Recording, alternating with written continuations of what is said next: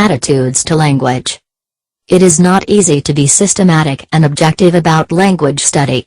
Popular linguistic debate regularly deteriorates into invective and polemic. Language belongs to everyone, so most people feel they have a right to hold an opinion about it. And when opinions differ, emotions can run high. Arguments can start as easily over minor points of usage as over major policies of linguistic education.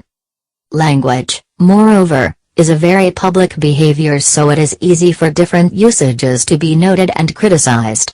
No part of society or social behavior is exempt. Linguistic factors influence how we judge personality, intelligence, social status, educational standards, job aptitude, and many other areas of identity and social survival.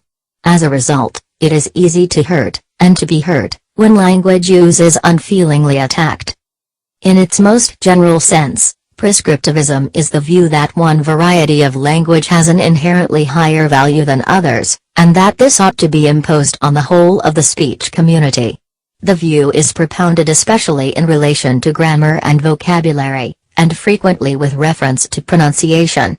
The variety which is favored, in this account, is usually a version of the standard written language, especially as encountered in literature, or in the formal spoken language which most closely reflects this style. Adherents to this variety are said to speak or write correctly, deviations from it are said to be incorrect. All the main languages have been studied prescriptively, especially in the 18th century approach to the writing of grammars and dictionaries. The aims of these early grammarians were threefold. A. They wanted to codify the principles of their languages, to show that there was a system beneath the apparent chaos of usage. B. They wanted a means of settling disputes over usage, and C. They wanted to point out what they felt to be common errors, in order to improve the language. The authoritarian nature of the approach is best characterized by its reliance on rules of grammar. Some usages are prescribed, to be learned and followed accurately, others are prescribed to be avoided. In this early period, there were no half measures, usage was either right or wrong, and it was the task of the grammarian not simply to record alternative, but to pronounce judgment upon them. These attitudes are still with us, and they motivate a widespread concern that linguistic standards should be maintained. Nevertheless, there is an alternative point of view that is concerned less with standards than with the facts of linguistic usage. This approach is summarized in the statement that it is the task of the grammarian to describe, not prescribe, to record the facts of linguistic diversity, and not to attempt the impossible tasks evaluating language variation or halting language change. In the second half of the 18th century, we already find advocates of this view, such as Joseph Priestley, whose Rudiments of English Grammar, 1761, insists that the custom of speaking is the original and only just standard of any language. Linguistic issues, it is argued, cannot be solved by logic and legislation. And this view has become the tenet of the modern linguistic approach to grammatical analysis. In our own time, the opposition between descriptivists and prescriptivists has often become extreme, with both sides painting unreal pictures of the other. Descriptive grammarians have been presented as people who do not care about standards, because of the way they see all forms of usage as equally valid. Prescriptive grammarians have been presented as blind adherents to a historical tradition. The opposition has even been presented in quasi-political terms, of radical liberalism versus elitist conservatism. Những thái độ đối với ngôn ngữ, không dễ dàng gì để có tính hệ thống và khách quan khi nghiên cứu về ngôn ngữ. Các cuộc tranh luận về ngôn ngữ thường xuyên trở nên xấu đi và biến thành những lời công kích và các cuộc tranh luận, ngôn ngữ thuộc về tất cả mọi người, vì vậy hầu hết mọi người cảm thấy họ có quyền có ý kiến về nó, và khi quan điểm khác nhau, cảm xúc có thể trở nên cao trào. Các cuộc tranh luận có thể bắt đầu một cách dễ dàng từ các điểm sử dụng ngữ pháp nhỏ, cũng giống như những tranh luận về các chính sách giáo Dục ngôn ngữ lớn vậy, hơn nữa, ngôn ngữ là một hành vi rất công khai, vì vậy các cách sử dụng ngôn ngữ khác nhau rất dễ dàng bị ghi lại và chỉ trích, không có nhóm nào của xã hội hoặc hành vi xã hội nào được miễn trừ. Các yếu tố ngôn ngữ ảnh hưởng đến cách chúng ta đánh giá tính cách, trí tuệ, địa vị xã hội, tiêu chuẩn giáo dục, năng lực làm việc và nhiều lĩnh vực khác về nhận dạng và sự tồn tại của xã hội, do đó, thật dễ gây tổn thương ai đó và cũng dễ bị tổn thương khi việc sử dụng ngôn ngữ bị công kích một cách không thương tiếc. Theo nghĩa chung nhất, thuyết kê đơn ngôn ngữ, nghĩa là đưa ra chuẩn mực và quy tắc cho cách dạy và học ngôn ngữ, là quan điểm cho rằng một loại ngôn ngữ vốn đã có giá trị cao hơn những ngôn ngữ khác, và điều này nên được áp đặt trên toàn bộ cộng đồng sử dụng ngôn ngữ. Quan điểm được đề xuất đặc biệt liên quan đến ngữ pháp và từ vựng, và thường xuyên có liên quan đến cách phát âm. Đây thường là phiên bản của ngôn ngữ viết chuẩn mực, đặc biệt thường bắt gặp trong văn học, hoặc trong ngôn ngữ nói trang trọng phản ánh rõ nhất phong cách này. Người theo chủ nghĩa này thường bị cho là nói hoặc viết một cách chính xác, những gì sai lệch khỏi những chuẩn mực đó bị cho là sai. Tất cả các ngôn ngữ chính đã được nghiên cứu theo phong tục tập quán, đặc biệt trong cách tiếp cận ở thế kỷ 18 đối với việc viết văn phạm và từ điển. Mục tiêu của những nhà ngữ pháp ban đầu bao gồm: A. Họ muốn mã hóa các nguyên tắc ngôn ngữ của họ cho thấy có một hệ thống bên dưới sự hỗn loạn hiển nhiên của việc sử dụng. B. Họ muốn một phương tiện giải quyết các tranh chấp về sử dụng. Và C. Họ muốn chỉ ra những gì họ cảm thấy là lỗi phổ biến, để cải thiện ngôn ngữ. Tính chất độc đoán của cách tiếp cận này thể hiện rõ nhất qua tính phụ thuộc vào các quy tắc của ngữ pháp. Một số cách sử dụng được quy định, để được học và thực hiện một cách chính xác, những cách khác bị cấm đoán, để tránh không dung tới. Trong giai đoạn đầu, không có biện pháp thỏa hiệp nào, cách sử dụng là đúng hay sai, và nó là nhiệm vụ của nhà ngữ pháp không chỉ đơn giản là để ghi lại các lựa chọn thay thế, mà còn để thông báo sự phán đoán dựa trên đó. Những quan điểm ngôn ngữ này vẫn còn xung quanh chúng ta, và những quan điểm đó khuyến khích mối quan tâm rộng rãi rằng các tiêu chuẩn ngôn ngữ cần phải được duy trì. Tuy nhiên, có một quan điểm thay thế khác ít quan tâm đến các tiêu chuẩn hơn so với thực tế sử dụng ngôn ngữ. Cách tiếp cận này tóm tắt rằng nhiệm vụ của nhà ngữ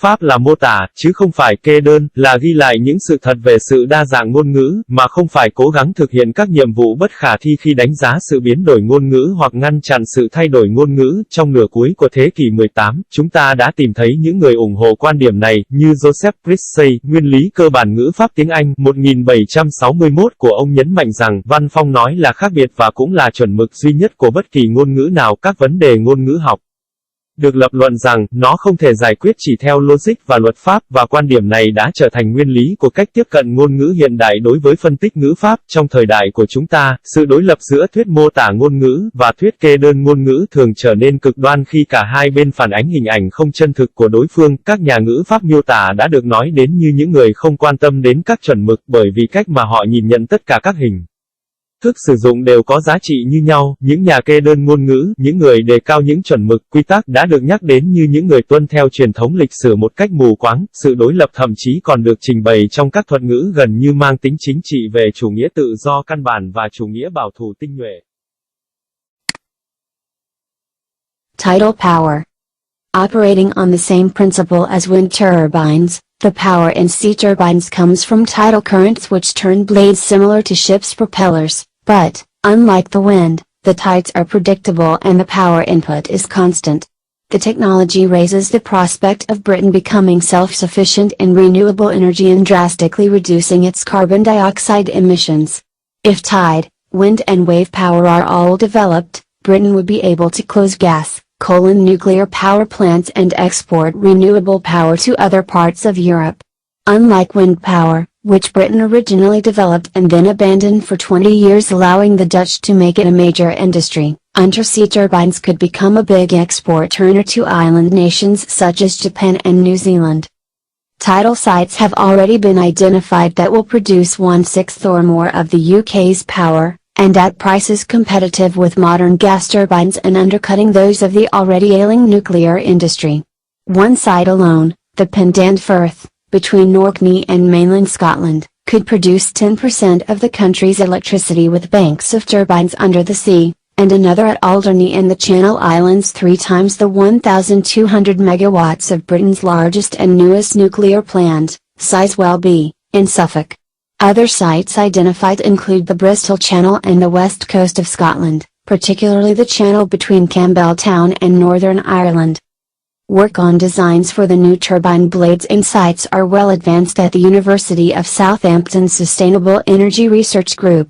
The first station is expected to be installed off Lynmouth in Devon shortly to test the technology in a venture jointly funded by the Department of Trade and Industry and the European Union. Abu Bakr Bahaj, in charge of the Southampton research, said, "The prospects for energy from tidal currents are far better than from wind because the flows of water are predictable and constant. The technology for dealing with the hostile saline environment under the sea has been developed in the North Sea oil industry and much is already known about turbine blade design, because of wind power and ship propellers. There are a few technical difficulties, but I believe in the next 9 to 10 years we will be installing commercial marine turbine farms." Southampton has been awarded £2L5,000 over 3 years to develop the turbines and is working with Marine Current Turbines, a subsidiary of IT Power, on the Lynmouth project. EU research has now identified 1 gigabyte potential sites for tidal power, 80% round the coasts of Britain. The best sites are between islands or around heavily indented coasts where there are strong tidal currents. A marine turbine blade needs to be only 1/3 of the size of a wind generator to produce 3 times as much power. The blades will be about 20 meters in diameter, so around 30 meters of water is required. Unlike wind power, there are unlikely to be environmental objections. Fish and other creatures are thought unlikely to be at risk from the relatively slow turning blades. Each turbine will be mounted on a tower which will connect to the national power supply grid via underwater cables. The towers will stick out of the water and be lit, to warn shipping, and also be designed to be lifted out of the water for maintenance and to clean seaweed from the blades. Dr. Baha has done most work on the Al Garani site, where there are powerful currents. The single undersea turbine farm would produce far more power than needed for the Channel Islands, and most would be fed into the French grid and be re-imported into Britain via the cable under the channel. One technical difficulty is cavitation, where a low pressure behind a turning blade causes air bubbles. These can cause vibration and damage the blades of the turbines. Dr. Bahaj said, "We have to test a number of blade types to avoid this happening, or at least make sure it does not damage the turbines or reduce performance." Another slight concern is submerged debris floating into the blades. So far we do not know how much of a problem it might be. We will have to make the turbines robust because the sea is a hostile environment, but all the signs that we can do it are good.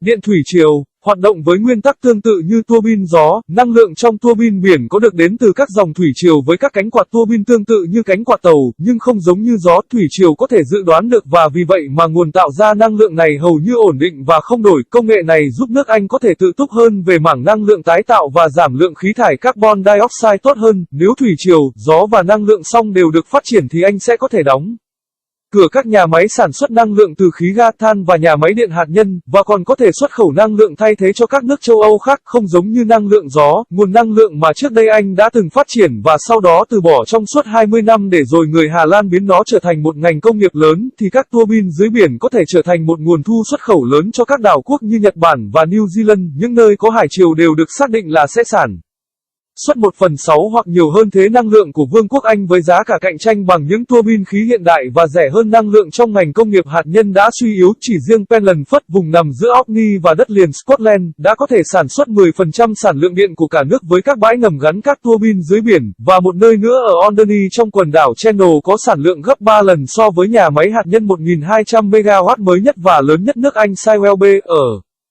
Suffolk. Các nơi khác cũng được xác định bao gồm kênh Bristol và bờ biển phía tây của Scotland, đặc biệt là kênh giữa Campbelltown và Bắc Ireland. Công việc thiết kế các cánh tua bin mới và các trạm thủy triều được nhóm nghiên cứu năng lượng bền vững của Đại học Southampton thực hiện. Trạm đầu tiên dự kiến sẽ được cài đặt ngay tại Lynmouth ở Devon để thử nghiệm công nghệ này trong một liên doanh được đồng tài trợ bởi các bộ phận thương mại và công nghiệp và Liên minh châu Âu. Abu Bakr Bahaj, phụ trách nghiên cứu Southampton, cho biết những triển vọng của ngành năng lượng từ các dòng thủy triều tốt hơn nhiều so với từ gió vì dòng nước có thể dự đoán trước được và ổn định không đổi. Các công nghệ xử lý môi trường nước muối khắc nghiệt dưới biển đã được phát triển trong ngành công nghiệp dầu khí ở biển Bắc và được mọi người biết đến nhờ thiết kế lưỡi tua bin cho năng lượng gió và cánh quạt tàu. Có một vài trục trặc về mặt kỹ thuật, nhưng trong 5 đến 10 năm tới chúng ta có thể cài đặt các Trang trại tua bin dưới biển cho mục đích thương mại, Southampton đã được trao tặng 215.000 bảng Anh trong hơn 3 năm để phát triển các tua bin và đang làm việc với một công ty về tua bin dưới biển, một công ty con kỉa năng lượng IT. Trong dự án ở Linmouth, nghiên cứu của EU hiện nay đã xác định được 106 vị trí tiềm năng cho năng lượng thủy triều và 80% các nơi này nằm quanh các bờ biển của Anh. Các nơi tốt nhất nằm giữa các đảo hoặc xung quanh các bờ biển lồi lõm, nơi có các dòng thủy triều mạnh.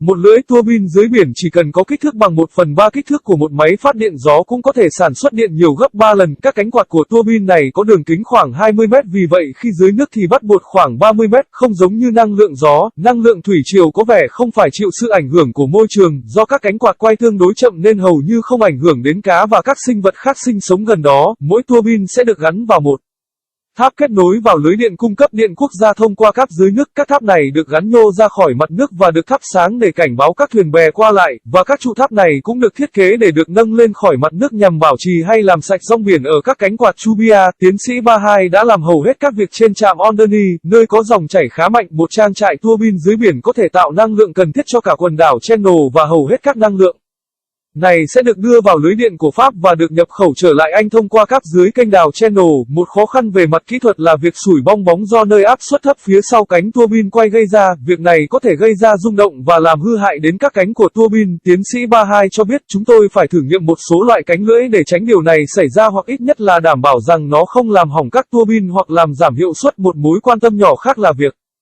các mảnh vỡ trôi vào lưỡi cánh quay tua bin. Đến nay chúng ta vẫn không biết là vấn đề này có thể nghiêm trọng đến mức nào. Chúng ta sẽ phải chế tạo các tua bin mạnh mẽ hơn, vì biển là một môi trường rất khắc nghiệt, nhưng tất cả những gì chúng ta có thể làm đang có dấu hiệu tốt.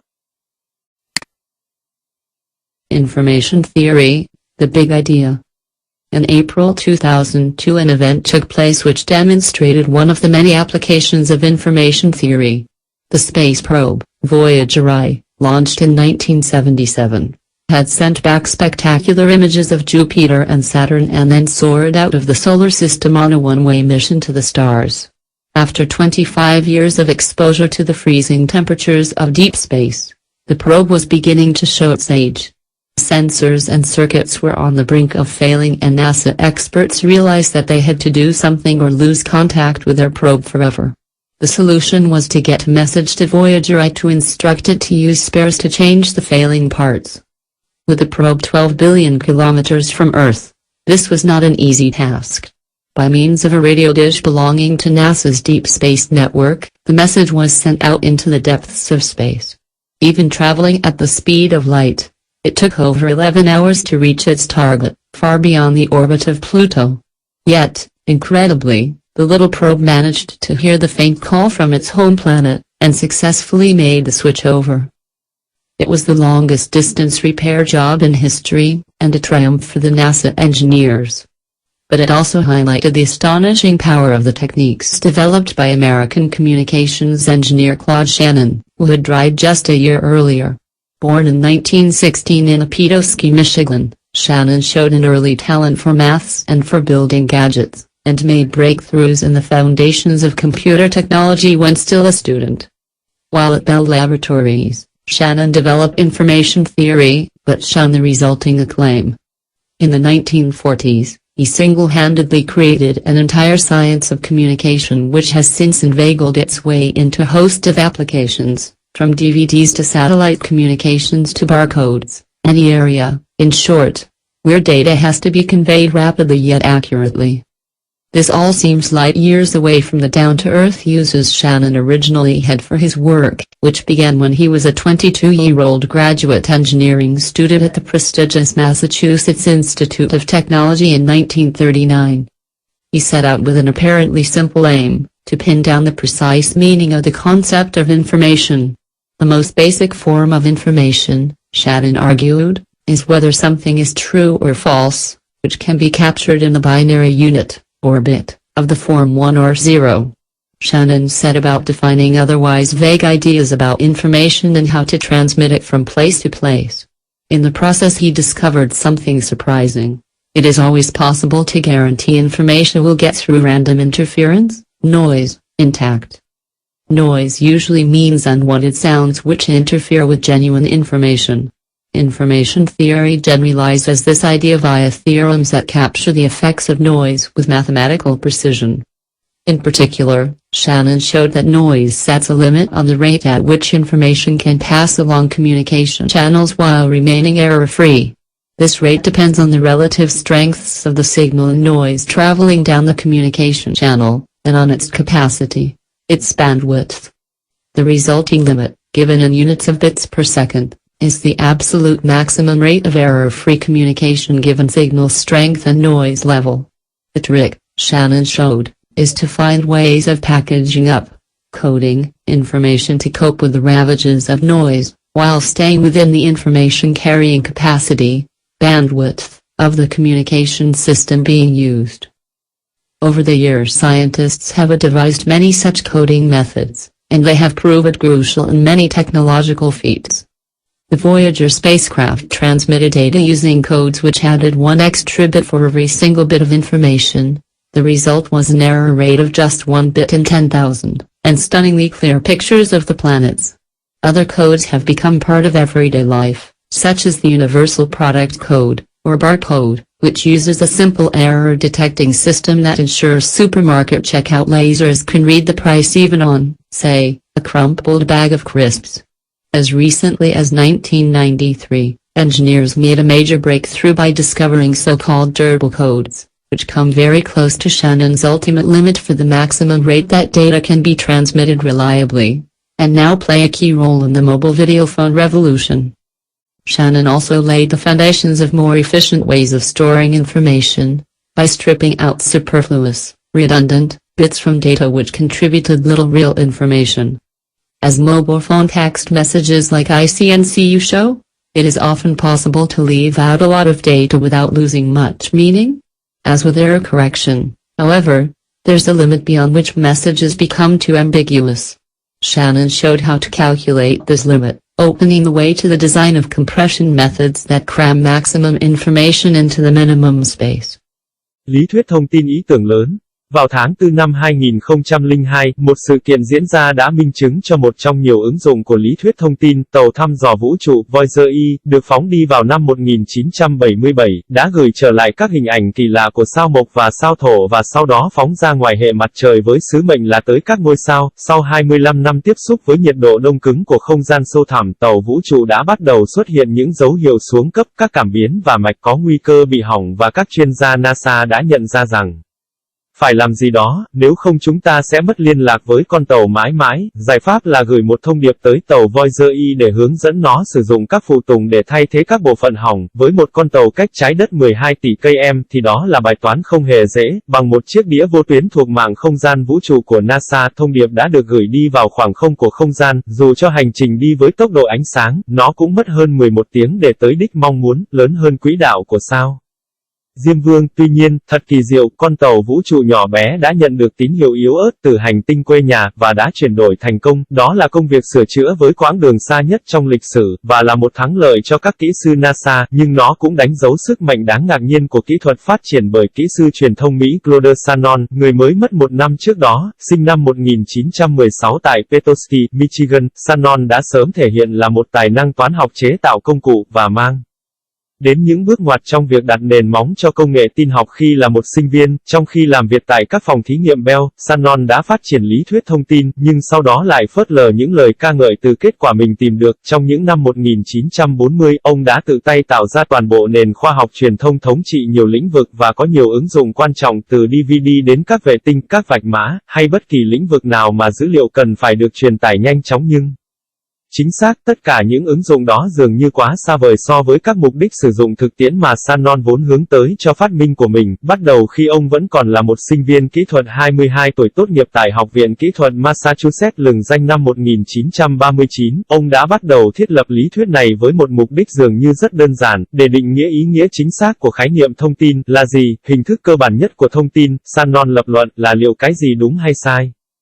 Cái mà có thể nắm bắt được trong đơn vị nhị phân, hay bit, ở dạng 1 hay 0. Sau khi xác định những đơn vị cơ bản này, Shannon đã thiết lập các định nghĩa mơ hồ khác liên quan đến thông tin và làm thế nào để truyền thông tin từ địa điểm này tới địa điểm khác. Trong quá trình này, ông đã khám phá ra một điều đáng ngạc nhiên, đó là thông tin luôn luôn được đảm bảo truyền qua dù có những môi trường can thiệp ngẫu nhiên, ví dụ như tiếng ồn mà không hề bị ảnh hưởng từ nó. Tiếng ồn thường được hiểu Là âm thanh không mong muốn gây cản trở các thông tin chính xác. Lý thuyết thông tin đã khái quát hóa ý tưởng này qua các định lý nắm bắt những ảnh hưởng của tiếng ồn với độ chính xác toán học cụ thể. Shannon đã cho thấy tiếng ồn tạo ra một giới hạn về tỷ lệ mà thông tin có thể truyền qua các kênh thông tin mà vẫn duy trì việc không để sai sót thông tin. Tỷ lệ này phụ thuộc vào cường độ tương đối của tín hiệu và tiếng ồn đi xuống các kênh truyền thông, và dung lượng của nó, dãy sóng của nó. Giới hạn kết quả tính theo đơn vị bit một giây, tỷ lệ hoàn toàn tuyệt đối của việc truyền đạt không có lỗi cho cường độ tín hiệu và mức độ tiếng ồn. Shannon chỉ ra rằng, bí quyết ở đây đó là tìm ra cách đóng gói thông tin hay gọi là mã hóa, để đối phó với sự tàn phá của tiếng ồn, trong khi vẫn duy trì khả năng mang thông tin hay gọi dãy sóng của hệ thống truyền thông đang được sử dụng. Trong những năm qua, các nhà khoa học đã phát minh nhiều phương pháp mã hóa và họ chứng minh được tầm quan trọng trong nhiều thành tựu kỹ thuật. Con tàu vũ trụ Voyager đã truyền dữ liệu bằng cách sử dụng mã số để thêm một bit cho mỗi bit thông tin. Kết quả là tỷ lệ lỗi chỉ là một bit trong 10.000 bit và hình ảnh của các hành tinh rõ ràng một cách bất ngờ. Các mã khác đã trở thành một phần của cuộc sống hàng ngày, chẳng hạn như mã sản phẩm chung hoặc mã vạch. Sử dụng một hệ thống phát hiện lỗi đơn giản để đảm bảo rằng các laser kiểm tra siêu thị có thể đọc được giá cả của sản phẩm, thậm chí ngay cả trên một túi bim đã bị xé toạc. Gần đây vào năm 1993, các kỹ sư đã thực hiện một bước đột phá lớn bằng cách khám phá ra cái gọi là các mã turbo. Mã này đã đến rất gần với giới hạn cuối cùng của Shannon cho tỷ lệ tối đa mà dữ liệu có thể được truyền một cách chính xác, và giờ đây đóng một vai trò quan trọng trong cuộc cách mạng điện thoại di động. Shannon cũng đặt nền móng cho cách lưu trữ thông tin hiệu quả hơn, bằng cách cắt bỏ các bit không cần thiết dư thừa khỏi các dữ liệu có ích. Thông tin thực tế, như tin nhắn văn bản trong điện thoại như ICNCU, chúng ta hoàn toàn có thể bỏ đi rất nhiều dữ liệu thừa mà không hề gây ra việc mất đi thông tin quan trọng. Tuy nhiên, với việc sửa lỗi, vẫn còn những giới hạn tin nhắn khiến nó trở nên quá mơ hồ. Shannon đã chỉ ra cách để tính toán giới hạn đó, mở ra cách để thiết kế những phương pháp nén để tạo ra thông tin tối đa trong không gian tối thiểu.